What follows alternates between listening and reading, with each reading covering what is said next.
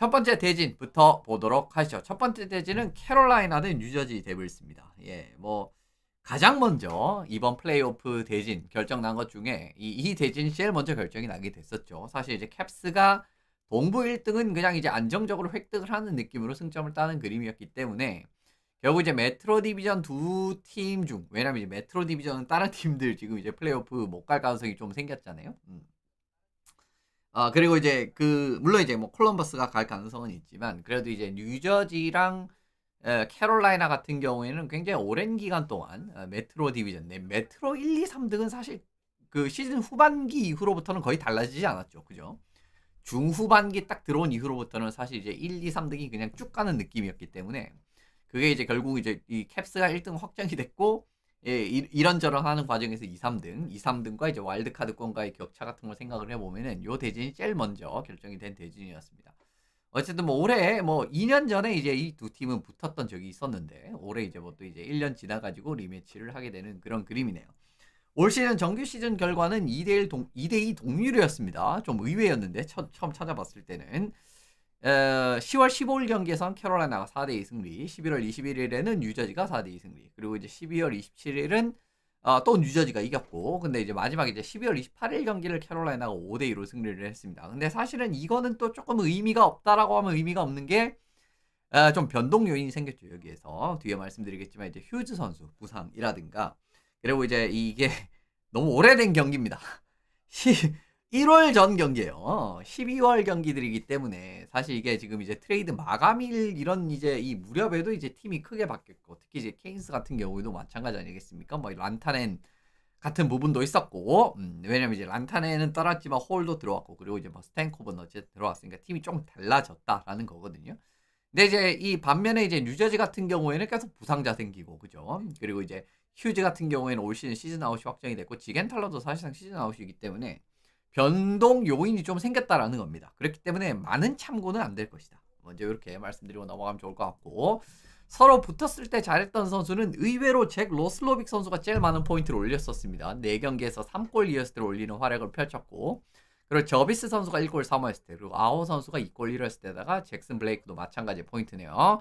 브렌트 번스 선수가 1골 2어시스트 올렸고요. 드미트리 올로프 선수도 1골 2어시스트, 그리고 제이콥 슬레이빈 선수가 1어시스트인데 이제 아이스 타임은 제일 많았습니다. 4경기에서.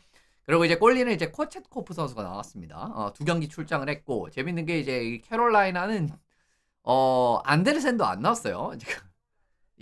첫 4경기에서. 이제 그것도 어떻게 보면 좀 다른 요인이다라고 바라보시면 좋을 것 같은데, 어쨌든 코쳇코프가 4경기 중 2경기 출장했는데 성적이 썩 좋지는 않았습니다. 3.7, 87.8이었으니까.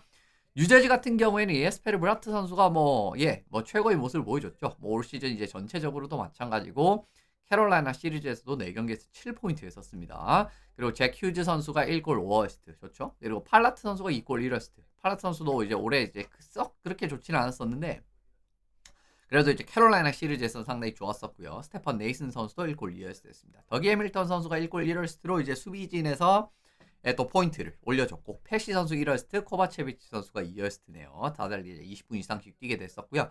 마지막 이제 골리는 3경기 출장한 게 마르크 스트렘이었는데, 마르크 스트렘 선수가 지금 캐롤라이나 상대로는 괜찮았습니다. 2.3세. 근데 사실은 마르크 스트렘이 시즌 중반까지는 괜찮았는데 이제 그것도 좀 포함이 돼야 되는데, 일단 어쨌든 캐롤라이나 상대로 뉴저지에서 좋았던 선수들은 이런 선수들이었다라는 거. 근데 이제 아까도 말씀드렸지만 휴즈 선수가 시즌 아웃이 확정이 됐기 때문에 좀 뼈아플 것이다, 이 부분은. 해밀턴 선수야 뭐 사실은 올해 예년만큼 좋지 않았습니다. 해밀턴이 예년만큼 좋지 않았기 때문에, 물론 당연히 복귀하면 좋아집니다. 팀의 전력이 도움이 되는데, 해밀턴의 이 특유의, 그죠? 이 피지컬 플레이를 극단적으로 꺼리는 이 친구, 그죠? 그런 부분이라든가를 생각을 해보면 해밀턴은 사실 플레이오프 때 엄청난 포스로서 작용하기는 어렵다고 봅니다. 저는 개인적으로 매년 그래 왔었고, 그리고 이제 심지어 이제 플레이오프 때 좋은 모습을 보이다가도 그 피지컬 플레이를 꺼리는 그 치명적인 약점이 공략당하면서 이제 털리는 그림도 많이 나오는 선수이기 때문에, 저는 개인적으로 해밀턴 선수의 복귀는 엄청난, 어떻게 보면은 진짜 이 판도를 바꿀 만한 정도의 변수는 만들지 못할 것이다라고 보고 있어요. 근데 어쨌든 당연히 뭐 도움은 안 된다라고는 당연히 이야기하지 않습니다. 당연히 도움은 되죠. 어쨌든 이제 그런 부분 말씀드리고 넘어가면 좋을 것 같습니다. 올해 뉴저지 데블스의 강점 중에 하나는 역시나 셸던 키프 감독이 부임을 해서 그런지는 모르겠지만 전년 대비해서 굉장히 수비에서 안정된 경기를 많이 펼치기 시작을 했어요. 사실 이제 셸던 키프 감독 같은 경우에는 토론토 시절에서도 굉장히 이제 저득점 경기에서 이득 보면서 이기는 경기들 사실은 많이 만들어냈었던 감독이기도 했고, 그리고 이제 수비 하는 과정에서도 뭐 스타 선수들이든 비스타 선수들이든 굉장히 어떻게 보면 적극적으로 수비 상황을 뭐라고 해야 되죠? 가담하기를 원하는 감독 중에 하나거든요. 이제 그런 과정이기 때문에 사실 셸던 키프 감독이 이끄는 팀들은 웬만하면은 이 실점 관리라든가 이런 부분에서는 좀 좋은 모습을 보이고, 뉴저지도 올해 예외가 아니었습니다. 실제로 전년 대비에 비교를 해보면은 이제 경기당 평균 실점도 이제 3.43에서 2.64로 크게 감소했고요. 그리고 페널티 킬링도 뭐 작년에도 괜찮은 편이었는데 이제 82.2%로 더 좋게 만들어졌고, 그리고 경기당 슈팅 허용 같은 경우에는 거의 한 10% 가까이 감소했죠. 30개 이제 허용을 하다가 26.4개 이런 그림이기 때문에 뉴저지가 확실히 수비적인 경기력적인 부분에서는 많이 좋아졌다. 뭐 이거는 이제 숫자로도 증명이 되는 부분이 아닌가라고 생각이 드는 부분입니다. 실제로 이제 뉴저지 데블스가 올해 2실점 이하 경기 숫자 리그에서 6번째로 많은 팀이었습니다. 리그 최상위권이라고 보셔도 되죠. 댈러스랑 뉴저지가 이제 40경기에서 2실점 이하 경기를 했기 때문에 역시나 실점 관리 잘 되고 있는 부분이고요. 그리고 1실점 이하 경기를 바라보셔도 뉴저지가 24경기 있기 때문에 리그에서 3번째로 많은 수치였습니다. 플로리다, 오타와, 템파베이 같이 어떻게 보면 오타와 올해 진짜 이 팀을 리드를 잡았을 때 제일 센 팀 중에 하나거든요. 그 기반은 뭐 오타와 때도 말씀을 드리겠지만 수비 경기에 기반이 되는 부분입니다. 그리고 플로리다는 뭐 양적으로 이제 팀을 압박을 하는 팀이기 때문에 그 과정에서 이제 상대방이 이제 뭐 이런 득점 기회를 많이 안 주는 그림도 있고, 뭐 템파베이도 사실은 공격에서 이제 힘을 많이 가져가면서 어떻게 보면은 이제 좋은 모습을 보여주는 팀인데, 어쨌든 뉴저지 같은 경우에도 지금 이제 24경기 지금 뭐 템파, 오타와 뭐 플로리다, 객관적인 전력으로 따져봤을 땐 플로리다나 템파가 훨씬 더 좋은 팀이지만은 그런 팀 못지않게끔 지금 이제 실점 관리가 잘 되고 있는 부분 확인하실 수가 있는 부분이죠. 그리고 골리들도 생각보다는 많이 분전하는 모습이 나오고 있습니다. 사실 마르크 스트렘 선수가 시즌 중반 이후에 이제 경기력이 좀 많이 퇴색이 되긴 했는데, 그래도 전반적인 이제 이 스탯라인 1차 스탯라인만 바라보셔도 실점적인 부분은 상당히 좋은 편이죠. 지금 세이브 성공률에 비해서 세이브 성공률 90%니까 어떻게 보면 아주 좋다라고 볼 수가 없는데, 뭐라고 해야 되죠? 그 평균 실점은 2.5밖에 안 되고요. 앨런 같은 경우에도 2.61에 90.8이니까 둘 다 이제 세이브 성공률은 안 좋지만은 실점 관리적인 부분에선 상당히 좋은 모습을 보여주기 때문에 생각보다 상당히 분전하고 있다라고 바라보시는 게 맞지 않나라는 생각이 듭니다. 앨런 같은 경우에는 이제 그죠? 애널리틱 수치죠. 이거 goal saved above expected. 그거 이제 기대 득점 빼기 기대 실제 실점. 그러니까 이제 상대방의 기대 득점 값보다 이제 실제 실점이 얼마나, 이거 실제 이제 실점 값을 뺐을 때 이게 이제 이 차이가 얼마나 나오냐인데, 제이크 앨런 선수가 19.7을 찍혔기 때문에 이게 리그에서 상위 8번째였습니다. 이제 그렇기 때문에 그만큼 이제 앨런 선수가 사실 이제 저는 그 XG 이런 거 잘 안 신뢰하는 편이거든요. XG는 사실 이제 심각한 결함이라고 볼 수 있는 부분들이 여러 가지가 있기 때문에, 물론 이제 전혀 참고할 수 없는 소재는 아니지만은 저는 이제 XG를 그렇게까지 신뢰를 하지는 않습니다. 이제 그걸 일단 미리 말씀을 드리지만, 그래도 이 정도로 좋다라는 부분은 당연히 의미가 없다라는 건 절대 아니에요. 그런 과정에서 어쨌든 앨런 선수가 이제 이렇게 또 이제 좋은 모습을 보여주고 있다라는 것도 하나의 뭔가 이제 좀 좋은 그림이라고 봐야겠죠. 예를 들면 이제 마르크 스트렘이 분명히 나올 겁니다. 1차전은 제가 봤을 때는 마르크 스트렘이 나올 거라고 보는데, 마르크 스트렘이 무너졌을 때도 앨런이 어떻게 보면은 비슷한 수준이라든가 그 이상의 경기력을 펼쳐줄 수 있다라는 거는 이건 뉴저지 입장에서는 굉장히 호재라고 봐야 되는 부분이겠죠. 근데 약점도 당연히 있는데, 공격력도 같이 떨어졌습니다. 이게 그러니까 뉴저지 데블스의 사실은 평소에 가장 큰 강점은 이 템포 트랜지션 게임에서의 확실한 무기를 펼쳐줄 수 있는 뭐 브라트라든가 휴즈라든가 이런 선수들이 이제 기반이 되는 과정에서의 수비적인 게임 같은 부분이 이제 잘 안 되게 되면서 결국 이제 무너졌던 그림들이 있었지 않습니까? 그러면 이제 공격적인 부분이 잘 유지가 되면서 수비가 이제 어떻게 보면은 같이 좋아졌다라고 하면 굉장히 좋은 성적이 나왔을 텐데, 애석하게도 공격력도 같이 떨어졌어요. 상당히 애석한 점이긴 하죠. 실제로 이게 그들의 강점 밑에 그대로 적어놨네요. 어쨌든 이 득점적인 부분을 바라보시면은 지난 시즌 3.22골 득점을 했는데 올해 2.91골로 떨어졌고요. 파워플레이는 다행히 올랐습니다. 근데 이제 이 경기당 슈팅 유효 슈팅 숫자도 지금 이제 덩달아 떨어졌습니다. 28.1개로 떨어졌어요. 물론 이제 수비가 더 좋습니다. 그죠? 그러니까 수비에서 올라간 폭이 공격 떨어진 폭보다 더 크기 때문에 결국 어떻게 보면 올해는 이제 이 플레이오프는 그래도 이제 들어가는 이제 그런 그림의 성과가 나왔다라고 보셔도 크게 무방하지 않나 싶기는 한데, 어쨌든 공격이 떨어졌다라는 게 이게 또 중요한 부분이겠죠. 왜냐하면 뉴저지는 이제 근본적으로는 공격적으로 힘을 아주 이제 많이 쓰면서 이 급부상한 팀 아니겠습니까? 그죠? 2년 전 이제 돌이켜 보시면은 실제로 5대5 득점 순위를 보시면 뉴저지 데빌스는 146골을 득점을 했기 때문에 리그 최하위입니다. 시카고보다도 지금 5대5 득점이 적은 팀이고, 세너제이 샤크스보다도 5대5 득점이 3골밖에 차이가 안 나는 팀이거든요. 그런 그림이기 때문에 결론적으로 봤어요. 물론 이제 다행히 파워플레이에서 변수를 만들 수 있는 힘을 가지고는 있지만, 어쨌든 이 5대5 득점에서 이제 힘이 많이 약해졌다라는 건 이건 당연히 또 이제 말씀을 드릴 수 있는 부분이고요. 그리고 또 뼈아픈 공백은 휴즈 선수가 시즌 아웃이 됐다라는 거죠.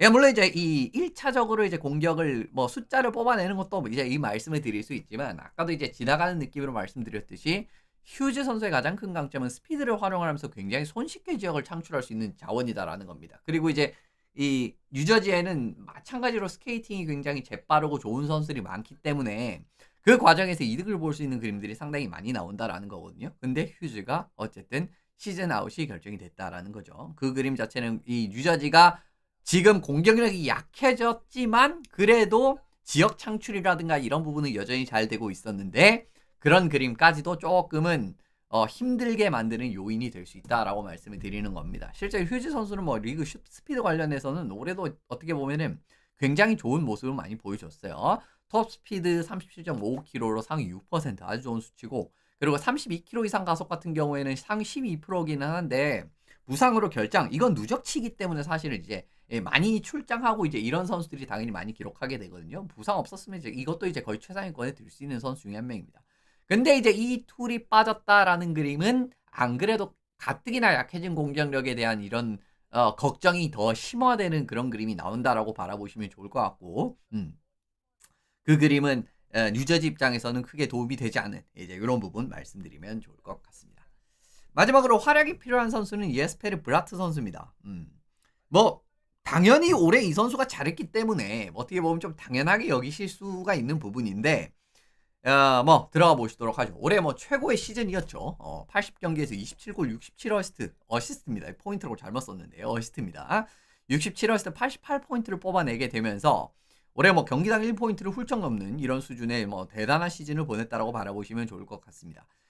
이 휴즈랑도 사실 이제 브라트가 좋은 모습을 많이 보여주지만, 이제 뭐 히시어랑 들어와도 솔직히 말씀드리면 힘이 떨어지는 그런 선수가 아니기 때문에 전반적으로 최고의 시즌을 보냈다고 바라보시면 좋을 것 같고요. 사실 뉴저지 데블스가 프랜차이즈 역사상 공격에서의 정말 이렇게 확실한 툴을 가지는 시즌 자체가 그렇게 많이 없는 팀이긴 하거든요. 물론 이제 예전에도 어떻게 보면은 이제 물론 이제 공격적으로 이제 정말 경기당 1포인트 이상 뽑았던 선수들이 아예 없고 그런 건 아닌데, 막 진짜 한 8, 90포인트 선수들이 원래 보통 이제 좀 밥 먹듯이 이렇게 8, 90포인트 이렇게 정도는 찍어내는 선수들이 보통은 이제 다른 프랜차이즈 같은 경우에는 좀 있는 케이스들이 있잖아요. 근데 뉴저지는 사실은 그런 팀은 아니었습니다. 물론 이제 휴즈라는 이제 또 이제 이 불세출의 선수가 한 명 탄생하긴 했지만, 이제 그 전 휴즈 이전까지만 하면은 예를 들면 이제 뭐 테일러 홀은 뭐 건너온 선수니까 좀 제외를 하면은 그 전으로 기준으로 따져봤을 때는 퍼리제 정도밖에 저는 기억이 안 나거든요. 정말 어떻게 보면 한 90포인트 이상까지도 기대를 할 수가 있는 그런 느낌의 선수는. 근데 이번에 이제 휴즈랑 함께 이제 또 브라트가, 물론 이제 브라트가 예전에도 굉장히 좋은 선수였지만 올해는 그 공격력에서의 힘 자체가 한층 더 이제 감이 되는 그런 느낌의 시즌이었기 때문에 올해도 이 활약은 플레이오프에 당연히 중요하다고 말씀드리면 좋을 것 같습니다. 실제로 뉴저지 데빌스 단일 시즌 최다 어시스트 기록을 올해 경신을 했죠. 경신이죠. 그죠?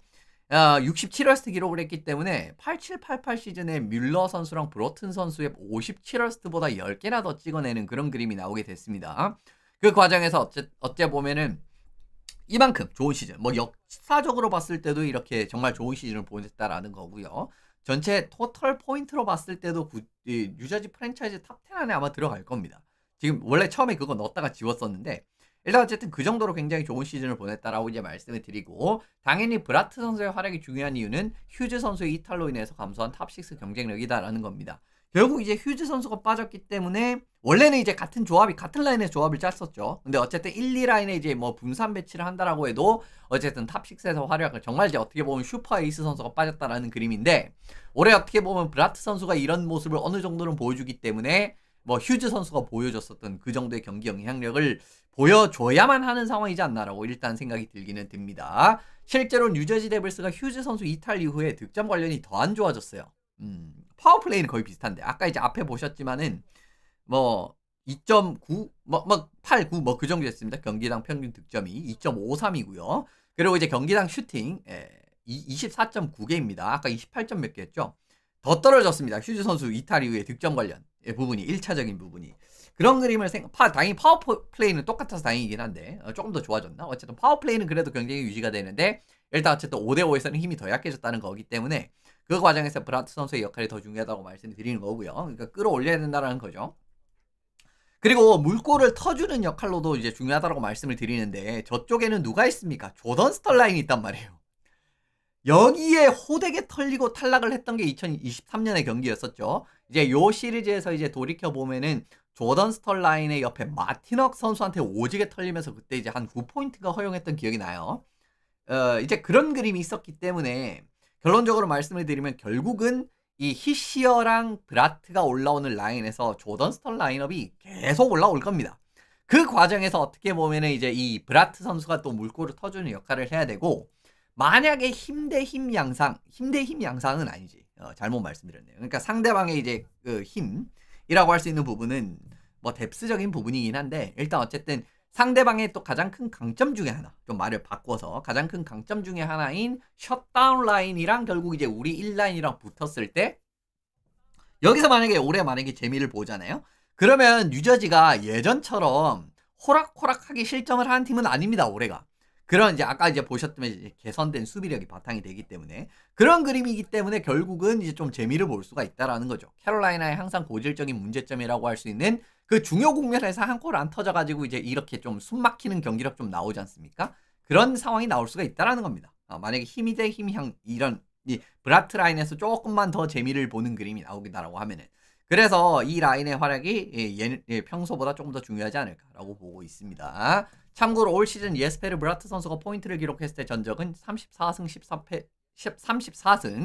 14패 6연장패이기 때문에 전적 상당히 좋거든요. 이제 이 과정에서도 브라트 선수의 활약 한번 기대해 보시면 좋을 것 같네요. 너무 긴데 이거 큰일 났다. 너무 긴데 큰일 났다. 캐롤라이나 보고 넘어가도록 하겠습니다. 캐롤라이나는 뭐 자주 말씀드리지만 양적인 운영의 최강자죠. 로드 브린다무르 감독 부임한 이후로부터 정말 양적인 운영의 최강자의 모습을 뭐 매년 보여주고 있고, 올해도 그 모습은 그대로 유지가 되고 있습니다. 그 양적인 운영이 이건 뭐냐라고 이제 말씀하실 수가 있는데, 그거 이제 차근차근 또 말씀드리도록 할게요. 일단 이제 전체 슈팅 시도를 볼 수가 있는 SAT 그리고 이제 USAT, 이제 요거 이제 수치를 보시면은 이게 이제 결국은 이제 SAT 같은 경우에는 그죠? 슈팅, 빗나간 슈팅, 블록된 슈팅, 이거 이제 다 포함이 된 수치고, 그리고 이제 USAT 같은 경우에는 블록된 슈팅이 제외된 이제 수치입니다. 근데 이거 둘 다 이제 리그에서 1위였습니다. 그러니까 이제 얼마나 이제 슈팅 시도를 많이 했는가라는 거죠. 일반적으로 이제 슈팅을 시도를 했을 때는 결과값이 3개가 도출이 되는 그림이죠. 유효 슈팅으로 연결이 되거나, 아니면 이제 슈팅이 빗나가거나, 아니면 이제 블로킹 되거나, 이제 그렇게 이제 3가지 크게 이제 카테고리로 이제 슈팅의 결과값이 도출이 될 수가 있는데, 그러니까 이거를 다 더하면은 결국 이제 전체 슈팅 시도 같은 느낌이 되게 되는 겁니다. 그렇기 때문에 이제 요게 이제 이 수치가 사실은 전반적인 포제션 숫자랑 굉장히 유사하게 나와요. 항상 똑같이 나온다라는 건 아닙니다. 그렇기 때문에 이걸 어떻게 보면은 점유율을 이제 판단을 하는 그 지표로 많이 활용을 하는데, 일단 어쨌든 올해도 SAT랑 USATF 같은 경우에는 그러니까 우리가 시도한 거 캐롤라이나가 압도적으로 1위였습니다. 압도적으로 1위였었고, 실제로 SAT는 이제 이거 우리가 시도한 거랑 상대방한테 이제 이 허용한 거 이게 있을 거 아니에요. 이 값을 뺀 숫자입니다. 1319개. 2위, 3위 플로리다 에드먼턴이랑 거의 뭐 2배 가까이 차이가 나죠. MSG 좀 치면 한 2배 가까이 차이가 나죠. 그죠? 이제 그런 과정에서 이제 바라보시면 얼마나 압도적으로 이제 양적인 운영을 잘하는지 확인을 하실 수가 있고, USAT 같은 경우에는 차이가 좀 줄어들긴 합니다만은 그래도 거의 300개 이상 2등 팀이랑 여전히 300개 이상 차이가 나요. 350개 이상 차이가 나죠. 그 정도로 양적인 운영을 정말 달인에 가깝게 잘하는 팀이 캐롤라이나라는 겁니다. 실제로 이게 유효 슈팅이랑도 거의 유사하게 이제 나오게 되는데, 물론 이제 유효 슈팅은 생각보다 이 정도로 많이 하는 것보다는 좀 적어요. 비율 자체가. 근데 이제 올해 이제 슈팅 숫자 30개 이상 기록한 경기 숫자가 캐롤라이나가 리그 2위였었고, 에드먼턴은 리그 전체 1위였습니다. 54개. 근데 52개로 리그 2위였었고요. 33개 이상 기록한 숫자가 36경기였기 때문에 이거 전체 1위. 그리고 이제 36개 이상 기록한 숫자가 22번 기록했기 때문에 이것도 전체 1위였습니다. 그러니까 어떻게 보면 이제 이것도 당연히 뭐 슈팅 시도를 많이 하니까 유효 슈팅도 많은 거는 뭐 일반적인 결과인데 실제로도 그렇게 나오고 있다라는 거. 그리고 이제 양적으로도 굉장히 많이 슈팅을 때리는 경기도 역시나 캐롤라이나가 많다라는 거 말씀을 드릴 수가 있습니다. 양적인 운영이 가능한 이유는 수비진 선수들이 굉장히 포인트 샷을 잘 치는 선수들이 많고요. 번스부터 시작해가지고 슬레이빈도 나쁘지 않고, 오를로프, 게다가 이번에 데려온 고스티스비어, 그 다음에 또 누구냐, 그 워커, 이런 선수들도 다 어떻게 보면은 포인트 슛이라든가 공격에서의 기여를 잘할 수 있는 선수들이지 않습니까? 포인트 슛으로 1차적으로 이게 이제 이 골리한테 들어가면 유슈팅 되는 거고요. 만약에 이제 빗나간다라든가 블로킹 돼서 이제 블로킹 되면 이제 블로킹 돼서 앞으로 떨어지는 경우가 있고 옆으로 떨어지는 경우가 있긴 하죠. 근데 예를 들면 빗나간다라고 하면은 슈팅이 빗나간다라고 해도 공격수들이 굉장히 부지런하고, 그리고 이제 체킹 게임, 이 스케이팅 게임에 상당히 좋은 선수들이 많기 때문에 굉장히 빠르게 압박을 해서 퍽 재탈취라든가 이런 부분에서 상당히 큰 도움을 줍니다. 공격수들이. 그렇게 퍽을 재탈취하고 나면은 다시 수비진한테 올려주고, 그리고 이제 수비수가 다시 포인트샷 때려가지고, 또 이제 이 양적인 운영을 하는. 그러니까 이제 이게 말 그대로 이제 슈팅을 많이 가져가고 양적인 운영을 한다라고 말씀을 드리게 되는 부분이고, 상대방이 퍽을 가져간다라고 해도 이 공격 지역에서도 이제 1-2 압박을 가져가는 과정에서 이제 어떤 상황에서는 맨투맨 커버리지를 공격진에서도 하는 모습을 보여주는 게 캐롤라이나거든요. 이 과정에서 또 턴오버 유도를 하고 다시 이제 이 슈팅 가져가고, 이런 느낌에서 굉장히 양적인 운영을 잘하는 팀이다 라고 말씀을 드리면 좋을 것 같습니다. 굉장히 꾸준하게 몰아치는 그런 부분도 있기 때문에 올 시즌 이 2피리어드 득점 숫자 그리고 3피리어드 득점 숫자가 90골 이상씩을 동시에 달성한 팀이 템파베이랑 캐롤라이나밖에 없었어요. 물론 이제 특정 피리어드에서 뭐 100골 이상이라든가 뭐 3피리어드에 100골 이상이라든가 뭐 이런 팀들은 있었는데 90골 이렇게 이 2피리어드 3피리어드 이렇게 꾸준하게 달성한 팀은 템파베이랑 캐롤라이나밖에 없었다라는 겁니다. 이런 과정에서도 어떻게 보면 이렇게 꾸준하게 몰아치는 과정에서의 이렇게 결과값이 또 도출이 되는 것도 이제 하나 확인을 하실 수가 있는 그런 과정이었었는데, 일단 이제 수비 잠깐만, 이거 약점은 안 적었구나. 어쨌든 약점은 제가 만들었다고 생각해도 안 만들었네요. 약점 같은 경우에는 이 팀이 꾸준하게 몰아치기는 하는데 득점이 원하는 만큼, 예를 들면 슈팅이 정말 이제 계속 이제 이렇게 몰아치게 되면은 정말 확 그 결과값이 잘 나가게 되는. 근데 보시면은 이제 1피리어드 같은 경우에는 막 진짜 60골인가 밖에 못 넣고 이런 부분에서 좀 기복이 있는 모습들이 가끔씩 나오기는 하거든요. 왜냐면 이제 사실은 양적으로 압박을 하는 팀이지 캐롤라이나가 질적으로 압박을 하는 팀이라고 보기엔 조금 애매한 부분이 있습니다. 물론 이제 왜냐면 이제 포인트 샷에 좀 많이 이런 1차적으로 포인트 샷에서 이제 공격을 출발하는 그런 그림들이 있기 때문에, 물론 이제 그 과정에서 이제 그 고득점 슈팅이라든가 그런 것도 아예 못 만들지는 않지만 1차적으로 어쨌든 먼 거리에서 시작을 한다라는 거죠. 그런 과정이기 때문에 공격이 좀 결과가 골이 좀 꾸준하게 안 터지는 그림이 아까 말씀드린 2, 3피리어드는 꾸준하게 이제 결과값이 나왔지만 1피리어드는 막 60골이 이렇거든요. 이런 그림들이 좀 나온다라는 거는 좀 약점이다라고 하면 약점이다라고 할 수가 있는 부분인 것 같네요. 근데 이건 사실 조금 더 제가 만들었다라고 생각했는데 내용이 없어가지고 이 부분을 좀 사과의 말씀을 드리도록 하겠습니다. 그래서 어쨌든 뭐 말씀을 드리긴 했고요. 활약이 필요한 선수는 안데르센입니다. 예.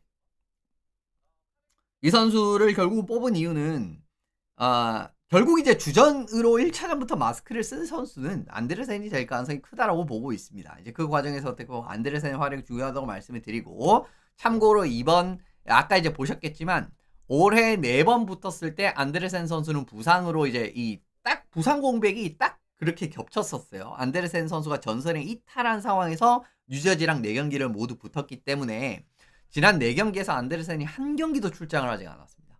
그렇기 때문에 어떻게 보면 이번 플레이오프 때 이제 또 첫 만남을 가지는 그런 그림이 될 거고 2023년 당시에 5경기 4대1로 그때 시리즈가 마무리됐었는데 4승을 올렸고요. 9실점밖에 하지 않았습니다. 세이브 성공률 91.8%라는 굉장히 또 좋은 활약을 펼쳤기 때문에 어떻게 보면은 이제 뉴저지 입장에서도 이제 좀 무서울 수가 있는 정말 이제 막 두려워서 이제 그러지는 않겠지만 그러니까 조금은 까다로울 수가 있는 이제 그런 성적을 보여줬다라고 말씀드리면 좋을 것 같습니다. 그러니까 어떻게 보면 이제 요런 이제 기억들을 살리고 그리고 안데르센이 이제 경기력이 괜찮을 때는 또 상당히 좋은 모습을 많이 보이는 꼴이기도 하지 않습니까? 근데 좀 걱정이 되는 부분은 지난 플레이오프 때 그렇게 인상적인 활약을 펼치지 못했어요. 사실은 이 선수가 플레이오프 들어가면 경기력이 조금 더 올라가는 느낌의 선수였었거든요.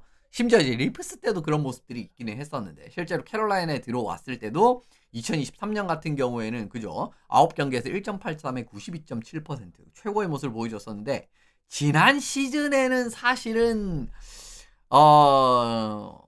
어떻게 보면 안데르센 정도 되는 경력을 가지고 그리고 이제 이런 좋은 모습을 보여줬었던 플레이오프 때도 증명이 됐었고 뭐 이런 골이라고 하면은 다른 팀들보다 조금 더 앞서가는 느낌이 나와야 되는 부분이거든요. 근데 그런 모습이 지난 시즌 나오지 못했습니다. 10경기에서 2.62에 89.5%라는 그림이었기 때문에 결국은 올해 어떤 그림이 나올 건지 왜냐면 이제 직전 플레이오프 때 어떻게 보면 좋은 성적을 보내지 못했다라는 거 이런 변수가 있는 거고 그리고 이제 좋은 그림으로 바라보면 2023년에 뉴저지 잡는데 상당히 좋은 모습을 보인 데다가 그리고 이제 전반적으로 이제 플레이오프 때도 일반적인 상황에서 경기력을 좋은 모습을 보여주기 때문에 그러니까 어떤 그림이 나올지 장담을 할 수가 없다라는 거죠. 그 과정에서 이제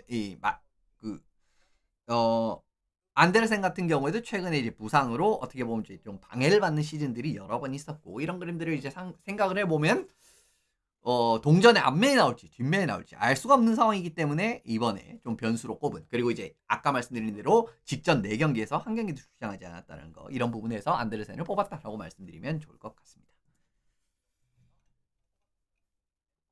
마지막으로 시리즈 예상인데 그냥 무난하게 좀 펼쳐지지 않을까 생각이 듭니다. 캐롤라이나의 양적인 운영에서 차이가 서서히 벌어지는데 결국 이제 뉴저지가 이를 좁히지 못하면서 지는 경기들이 계속 반복이 될 것 같아요. 물론 이제 일부 국면에서는 이제 어떻게 보면 서로 저득점전 딱 가면서 뉴저지가 이기는 근소한 차이로 이기는 경기들이 한두 경기 나올 수는 있다라고 보고 있거든요. 왜냐면 이제 캐롤라이나가 결국은 스베치니코프 같은 선수들도 올해 이제 어떻게 보면 좀 부진한 시즌이 나왔고 16골 물론 이제 부상도 좀 있었지만은 기대에 좀 못 맞추는 시즌이었기 때문에 그 화력에서의 기대치가 사실은 예년보다도 조금 더 불안한 감이 있기는 있습니다. 근데 어떻게 보면은 그래도 전체적으로 양적인 운영을 하는 과정에서 조금씩 차이를 벌려 나가면서 결국은 한두 경기씩 이렇게 이제 재미를 보는 그림들이 더 많이 나오지 않을까 캐롤라이나가 그렇게 개인적으로 바라보고 있고요. 주전을 역임을 할 수 있는 마르크 스트램 같은 경우에는 당연히 이제 이런 이제 플레이오프에서의 좋은 활약을 생각을 하고 영입을 한 자원이지만 생각보다 또 좀 집중력을 잃고 무너진다라든가 이런 이제 좀 기복이 굉장히 큰 모습들을 올해도 좀 보여줬고 그리고 이제 커리어 내내 쭉 보여준 자원이고 제이크 헬런에게 지금 너무 많은 짐을 지우기에는 정규 시즌에는 잘했지만 플레이오프 때는 좀 어렵다라고 보고 있습니다. 그렇기 때문에 결과적으로 봤을 때는 캐롤라이나에게 좀 우세가 되는 그림들이 좀 많이 나오지 않을까 싶어요. 예. 그리고 이제 캐롤라이나 입장에서도 뉴저지를 2023년에 또 이제 어떻게 보면은 이 주축 자원들은 여전히 뭐 많이 남아있는 상황 아니겠습니까? 이제 그런 과정에서 공격을 꽁꽁 묶어본 적도 있다라는 거. 그리고 이제 저쪽에 잭 휴즈라는 또 이제 공격에서 굉장히 큰 힘을 실어줄 수 있는 자원까지도 빠졌다라는 이런 여러 가지를 고려를 해봤을 때는 상당히 좀 뉴저지가 어려운 시즌. 뉴저지는 굉장히 힘겹게 이기는 경기가 나오는데 막 캐롤라이나는 이기면 막 4대1 막 이런 느낌의 경기들이 좀 많이 나올 것 같습니다. 그렇기 때문에 캐롤라이나가 한 4대2 정도로 그래도 이제 수비력이 좀 보전이 됐기 때문에 좀 버티면서 이렇게 근소하게 파워플레이라든가 이런 데서 좀 차이를 벌리면서 이기는 경기들이 지난 2023년보다는 한두 경기는 나오지 않을까라고 보기 때문에 캐롤라이나가 한 4대2 정도로 시리즈를 마무리를 하고 워싱턴을 만나러 가지 않을까라는 말씀을 전해드리면서 다음 내용으로 넘어가 보도록 하겠습니다.